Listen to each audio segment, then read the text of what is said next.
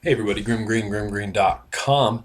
Back here today. Just a random middle of the week video with 100% less Hitler references. I feel like I need to touch on a subject that was brought up because of this, because of the Novice video, because I was maybe a little bit careless, maybe a little bit, I'll say careless with my coil building on there. I really want to stress to everyone. That battery safety is incredibly important. I have a little write up that the what am I trying to say? It's early in the morning, and I shouldn't be shooting a video this early in the morning. Yeah, Steam Monkey, the man, Steam Monkey from SteamMonkey.com wrote up a great little article called dangers of cloud chasing or something like that. I'll put a link to it in the description. It's somewhere on the website on GrimmGreen.com. But cloud chasing PSA. Two results. No, that's not it. That's not it. Steam Monkey.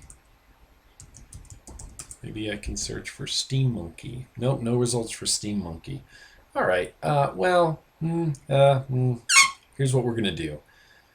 We are going to I'll put a link to it in the description, but it's a really well written thing and really stressing battery safety. And maybe I was a bit more careless than I should have been when building this coil. I didn't have a multimeter. I didn't have any way to check it. I just assumed that the ohms were somewhere in a certain range, and I assumed that the battery that I had inside would be able to handle said ohm range. I did juice.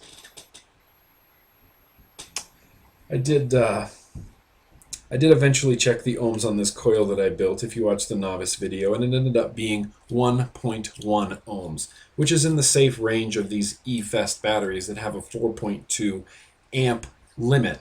But I could have been in some serious trouble if I had, say, my resistance was actually what I thought it was, and it was zero point 0.6. I would have been trying to pull 6.1 amps out of this battery, which is dangerous. I mean, that's in the danger zone. So just as a quick middle of the week public service announcement, I feel like I need to apologize for not being as careful as I should have been. I was a little careless, and I feel it's been bothering me. And I've talked to a couple of people about it through email and through YouTube, and most recently James hit me up, and we were talking about multimeters, and he was very helpful. And I feel like it's my responsibility, being on YouTube and in the public and talking about vaping to people. I feel like it's my responsibility to be careful and to convey good, safe information. So if you're going to get into rebuildables, if you're going to get into tanks and drippers and rebuildables, and you see these guys blowing big epic clouds, just be careful, okay? Don't build coils so low that your batteries can't handle it. There's battery information everywhere. Where you're buying your batteries, whether that's light, it should have all that in there. So you should know before you buy your batteries what the capability of those batteries are, and don't push the capabilities, don't push your battery beyond what it can do. I guess I was lucky. This one came out to 1.1 ohms. This is still, the same coil from the Novice video, and it's still performing just as well with that. I'm out of juice. It's performing just as well with that E-Fest 700 milliamp hour battery.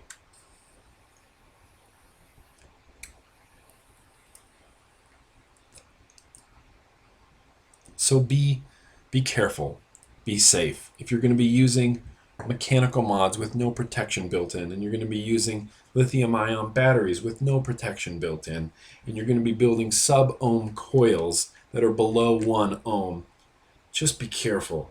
Know what your batteries can do. Know what the ohms are. The best tool that I've found that I utilize quite frequently is ohmslawcalculator.com. You can put in variables, voltage, current, resistance.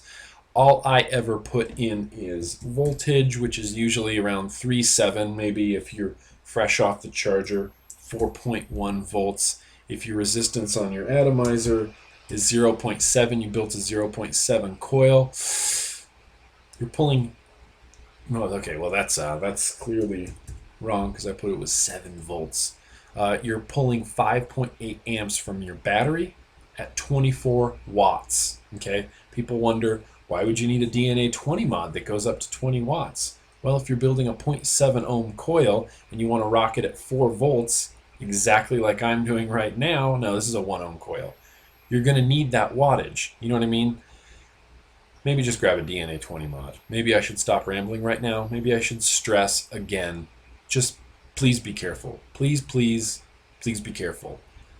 Look into Ohm's law. Look into what your batteries can do. Rebuild some coils. Don't start off shooting for 0.5 ohms and rock it on, a 1634 battery and take these huge epiclouds and be like, I'm awesome vapor. Because chances are you're going to injure yourself, you're going to burn down your house, something bad's going to happen. So please, if I've said this before, I'll say it again. Please be careful. I apologize for my carelessness in that video, and it is my responsibility to be more careful in the future. That's what I got. I can admit when I'm wrong. I can admit when I made a mistake. I stand by everything else I said in that video regarding the Novice. Yeah, I'm going to wrap this up before I get too tired. I'm going to go take a nap. That's what I got. Thank you so much, everybody, for watching. Quick midweek video. I'm not even going to put an intro on this, but there will be bloopers at the end. So thank you so much for watching, everybody. Let's keep on vaping safely.